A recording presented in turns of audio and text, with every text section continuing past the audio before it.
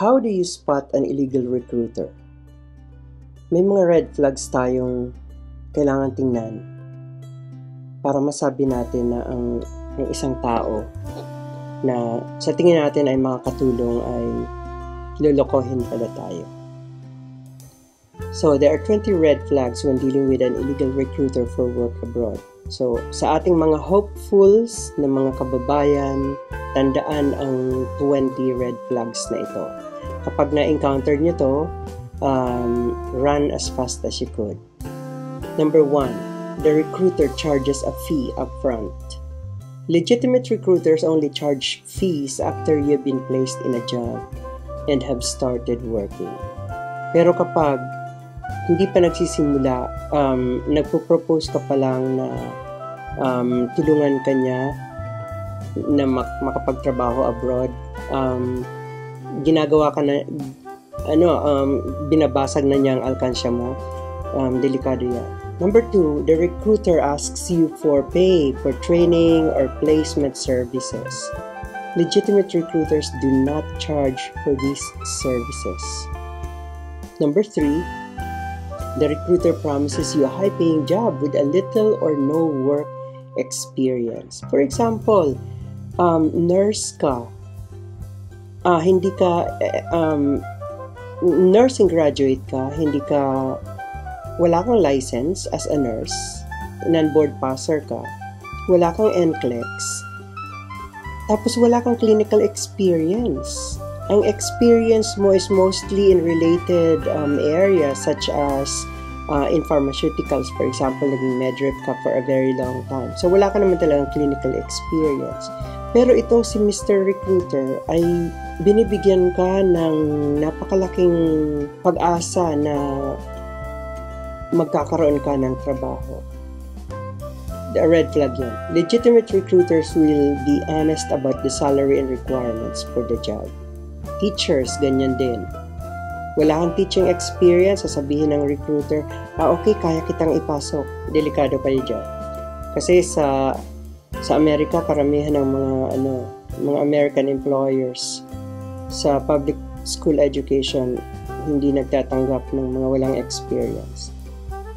Number 4, the recruiter asks you to provide your passport or other personal documents. Legitimate recruiters will only ask for these documents after you have been placed in a job and have signed a contract. Kailangan nating tandaan yan. Number 5, the recruiter tells you that you can work without a visa or work permit. Hello? TNT ka, under the table ang transaction. This is illegal in most countries. Ipapasok ka niya illegally, ang tawag dyan ay human trafficking. Kung dumating kayo sa puntong ito, umilag na kayo dahil magiging malaking criminal offense pagdating ng oras. Number 6, the recruiter tells you that you can get visa or work permit easily. This is not always the case. And it can be very expensive to apply for work permit and time-consuming process as well. So, pag sinabi nila na, inasnap, kaya kitang tulungan. Too good to be true po yan.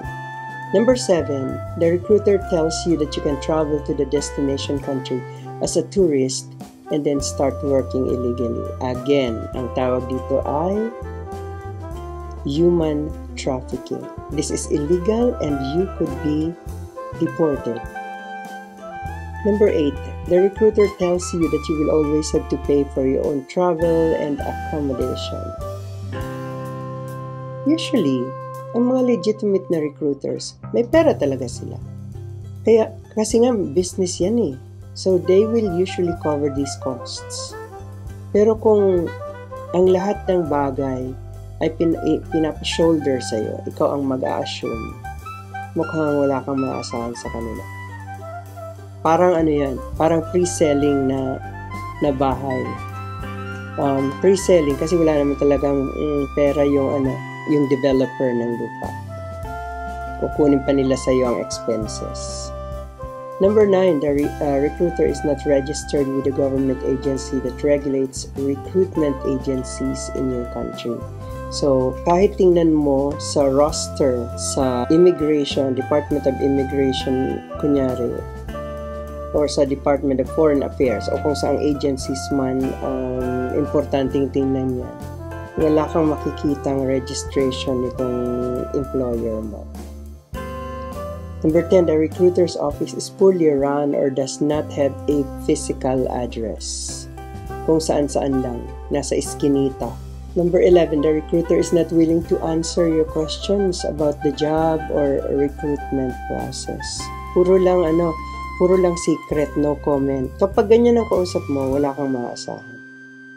Number 12, the recruiter seems rushed or unprofessional. Nagmamadali. Akin ang pera, nagmamadali ako. Kailangan ko nang maiano yan kasi yung counterpart ko sa Amerika hinihingi na. Yan. Medyo red flag mo na yan. Number 13, the recruiter makes promises that seems too good to be true. Ang promises niya sa'yo hanggang langit. Delikado ka na yan. Number 14, the recruiter asks you to send money or provide personal information via email or text messages. Hindi po ganyan ang transaction. Kailangan may pirmahan, kailangan may resibo. Number 15, the recruiter asks you to meet in a secluded or unfamiliar place. Huwag ka maingay doon tayo sa isang corner. Para walang makapansin. Yun pala, sinusundan ng mga investigators yung recruiter mo. Number 16, the recruiter asks you to do anything that makes you feel uncomfortable or unsafe. Lahat na lang ipagagawa sa'yo. Ultimong pag-hold up ng bangko. Kasi kailangan niya ng pera. Number 17, you have heard negative reviews about the recruiter from other people. From the very start, kung may narinig ka ng ganito, huwag ka nang tumuloy. Number 18, the recruiter is not a member of a reputable recruitment association. So, nag-iisa siya. Siya lang mag-isa, takot siyang maging bahagi ng recruitment association. So, sa kaka-background check mo, wala kang makita tungkol sa kanya. Red flag. Number 19, the job offer seems suspicious or unrealistic. Kahit pabalik-balik mo, tinitingnan mo, nagsasarili kang research, hindi mo nakikita yung job offer na binigay sa'yo. Red flag din yan. And number 20, you have a gut feeling that something is not right. Di ba nararamdaman natin yan? So kung malakas ang pakiramdam mo na parang may mali, huwag ka na tumuloy. Red flag yan. So, if you encounter these red flags, it is best to avoid dealing with the recruiter. May maraming mga legitimate recruiters. Sa aming mga teachers, dun sa mga hopeful na Filipinos na gustong magturo sa Amerika, ang lagi naming nire-recommend is yung pathway to direct hiring. Walang recruiter na tutulong sa inyo. Gastos lang ang aabutin nyo. Pwede naman kayong mag-apply. Kung talagang gusto ng if the school district is really in dire need of teachers, i-hire kayo nila kahit walang recruiter. Kasi alam nila kung ano ang gagawin nila at alam nila ang proseso. Maraming salamat.